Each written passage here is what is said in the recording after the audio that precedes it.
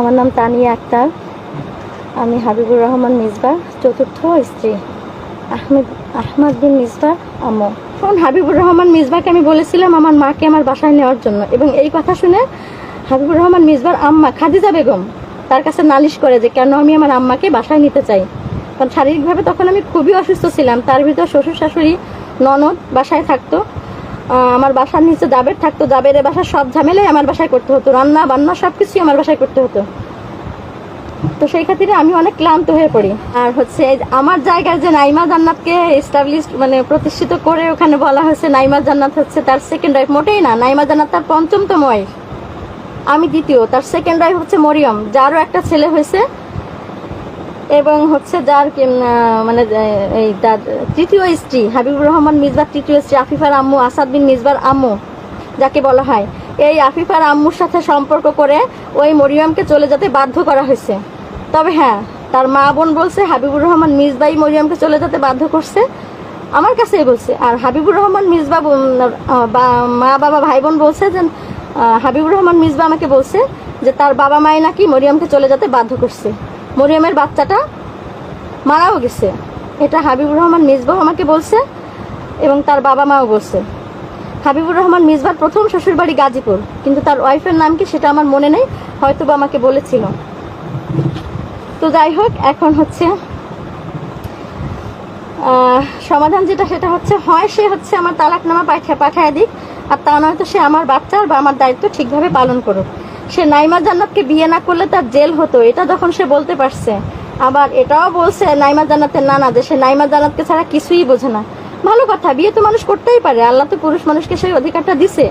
শক্তি সামর্থ্য থাকলে হচ্ছে বিয়ে তো সে করতেই পারে। তাই বলে সে ছেলের যত্ন করবে না, ছেলের জীবন ডাস্টবিনে ফেলে দেবে, ছেলের ভবিষ্যৎ নষ্ট করবে, ছেলের দায়িত্ব পালন করবে না। আর আপনারা বলেন একজন আলেমের নামে এত লেখালেখি করি, একজন আলেমের নামে এত লেখালেখি করি, একজন আলেম কি করে পারে এতটা অসভ্যতা করতে? আমার বাচ্চার পরিচয় দিয়ে, আমার পরিচয় দিয়ে মুসাদ্দেক ভাইয়ের ভাষায় সে নাইমা জান্নাতকে নিয়ে থাকছে।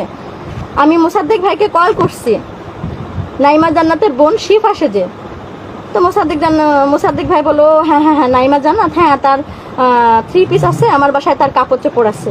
তো এটাও আমি শিওর হয়েছি। এরপরও আমার উপর মিসবাহ অনেক অত্যাচার করছে, আমাকে মারধর করছে। তো এখন বলেন কোনটা সত্য আর কোনটা মিথ্যা? সেই সেকেন্ড ওয়াইফ যে মরিয়ম, সেও এখনো বেঁচে আছে।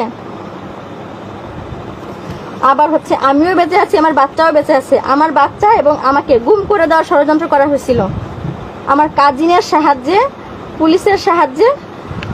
হচ্ছে সে পারে নাই গুম করতে, তবে আমাকে পরকীয়ার অপবাদ দিছিল। তো আমাকে পরকীয়ার অপবাদ দেওয়ার আগে আমার যে বদনামগুলো করতো, আমি তখনই আল্লাহর কাছে কাঁদতাম, তাহাজ্জুদে কাঁদতাম, আকাশের দিকে তাকায় একা একা, যেহেতু বাসায় থাকতাম বাচ্চাকে নিয়ে, খুবই কষ্ট হতো, ঝড় বৃষ্টিতে ভয় পাইতাম। তার ভিতর আব্দুর রহমান কুব্বাদি এবং তার বইয়ের মানসিক টর্চার তো ছিলই। তখন আল্লাহর কাছে কাঁদতাম দাঁড়ায় দাঁড়ায়, আকাশের দিকে বারান্দায় দাঁড়ায়, যে আল্লাহ ওর মুখোশটা তুমি খুলে দাও। এবং খুব বেশি দিন লাগে না আল্লাহর রহমতে, কিছুদিন পরেই দেখি আংটি নিয়ে ভাইরাল। তো আংটি নিয়ে অন্যের বউকে আংটি দিয়ে ভাইরাল হয়েছে, অথচ আমি নিজে আমার স্বামীর কাছে আংটি চাইছিলাম, আমার স্বামী আমাকে আংটি গিফট করে নাই। আমি বাবার বাড়ি থেকে গয়না নিয়ে শ্বশুর বাড়িতে গয়না পরছি, আমার শাশুড়ি ননদ বলতো তাড়াতাড়ি গয়না পরো, নাইলে তো হচ্ছে মান সম্মান কিছু থাকবে না। তো তাদের মান সম্মান আমি আমার বাবার বাড়ির গয়না নিয়ে বাঁচাইছি, আর সে ধন সম্পদের বলে অন্যের বউকে আংটি গিফট করছে। এটা কি ইনসাফ? এটা কি ইসলাম?